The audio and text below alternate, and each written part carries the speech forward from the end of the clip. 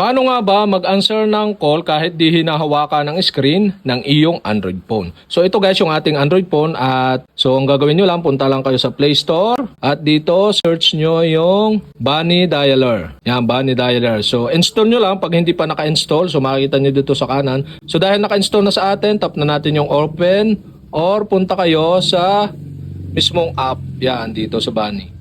At dito sa may kaliwang babang bahagi, tap nyo itong home screen dito para mapunta kayo dito. So dito iseset nyo yung pinakang word. So itong tatlong to. So tap natin first is itong sa may answer. So yes, yes, yan. Tapos tap nyo yung save.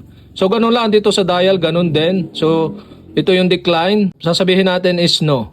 No, no. Yan, tap natin yung save. Yan, successful na nating na-set yung dalawa. So, ito na lang yung speaker. So, dito, pagka sinet nyo yung yes or speaker, so, magla-loud speaker siya. So, tap na natin. Yes, speaker. Yes, speaker. Tap save. So, pwede namang yes or speaker. Tatry na natin yung tatlo. So, dial na tayo ng number. So, itatawagan natin to. Yan. So, hindi natin yan nahawakan. So, dadaya lang natin yan, guys. Or answer natin sa pamamagitan ng word. So yan, tinatawagan ko siya. Ito yung itong mobile number. Atin lang sasabihin yung magic word. Yan guys. Yes! At yan, nasagot na natin sa pamamagitan ng word na yes. So yan yung una. Yun namang decline pag i-decline nyo yung tawag. So off na natin. Yan, ikalwa naman yung pag-decline naman, tawagan uli natin. Yan. Di-decline naman natin siya sa pamamagitan ng magic word. No! At yan guys, na-cancel yung tawag. Yan. So, okay. Another yung pagka-loudspeaker naman. Masasagot yung tawag tapos naka-loudspeaker. Yan. Tawag uli natin. Yan guys. Hindi natin hawakan yung Android phone. So, ito naman yung ikatlo. At speaker. Yan guys. Naka-loudspeaker. O, kinig nyo yung boses natin. Nagre-reflect. So, nasagot natin siya na naka-loudspeaker na. Pwede namang yes or speaker ang sabihin nyo. So, okay guys, yan, successful na na-set natin na hindi hinahawakan yung ating mobile phone pero nakakasagot tayo ng mga tawag, nakaka-cancel at nakaka-set